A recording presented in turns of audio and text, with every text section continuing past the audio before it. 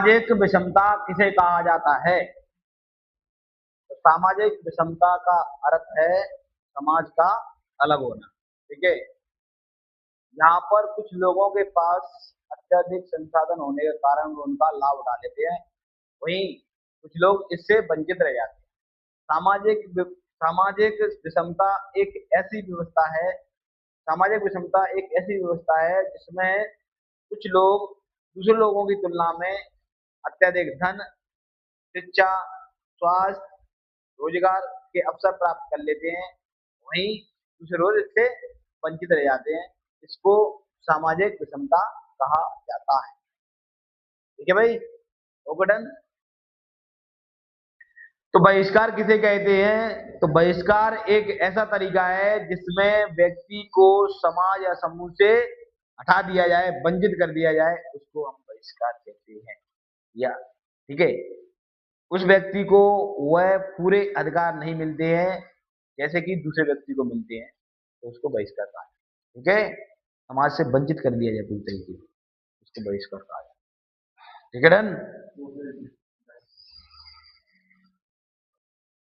इतिहास का क्वेश्चन है कि भाई गोत्र के नियम लिखो। तो गोत्र के नियम निम्नलिखित हैं। पहला नियम है कि भाई स्त्री को विवाह के पश्चात अपने पिता के स्थान पर अपने पति के गोत्र को स्वीकार करना पड़ता था। दूसरा है पॉइंट कि भैया एक ही गोत्र के सदस्य आपस में विवाह नहीं कर सकते। ठीक है भाई। सातवाहन वंश में गोत्रों का उल्लेखन कीजिए। सातवाहन वंश में गोत्र का उल्लेख करना है। तो आंध्र में भैया सातवाहन वंश में गोत्रों के नियमों में अपवाद देखने को मिला है, क्योंकि सातवाहन वंश की राजाओं की रानियों के नाम में या गोत्र गौतम और विशिष्ट के नाम से लिए गए हैं, क्योंकि उनके पिता के गोत्र थे। तो इससे प्रतीत होता है, यह पता चलता है कि सातवाहन वंश की रानियों ने विवाह के पश्चात अपने पति के गोत्र को न अपनाते हुए अपने पिता के गोत्र को अपनाया था। साथ ही कुछ रानियों ने पति के गोत्र को अपना लिया था। ओके भाई, चल क्वेश्चन है आपका भूगोल का क्वेश्चन है कि मानव विकास के महत्व का उल्लेख कीजिए।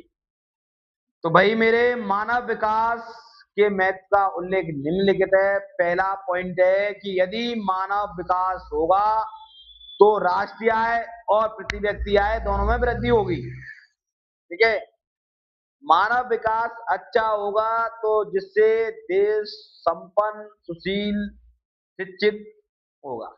ये 2 पॉइंट करना है, 2 नंबर का आएगा, बस ज्यादा का नहीं आएगा। ओके, गोल का क्वेश्चन नंबर सेकंड कि भाई कुछ लोग बुनियादी चुनाव करने में असमर्थ रहते हैं, मतलब कुछ लोग स्वतंत्र फैसला लेने में असमर्थ होते हैं। क्यों? क्योंकि कुछ लोग बुनियादी चुनाव करने में असमर्थ होते हैं, इसका कारण निम्नलिखित है। कुछ लोग बुनियादी चुनाव करने में असमर्थ रहते हैं क्योंकि या तो उनके पास धन नहीं होता, या गरीब होते हैं, या फिर कम शिक्षित होते हैं, या फिर आर्थिक स्थिति मजबूत नहीं रहती, या फिर शारीरिक स्थिति मजबूत नहीं रहती। इन सभी कारणों से लोग उचित फैसला लेने में असमर्थ होते हैं। बुनियादी चुनाव का मतलब होता है उचित फैसला। ओके डन भाई साहब, क्लियर? ठीक है, अधिक जानने के लिए आइए यूट्यूब चैनल सब्सक्राइब कोचिंग पर, पूरा डाटा मिलेगा बिल्कुल फ्री।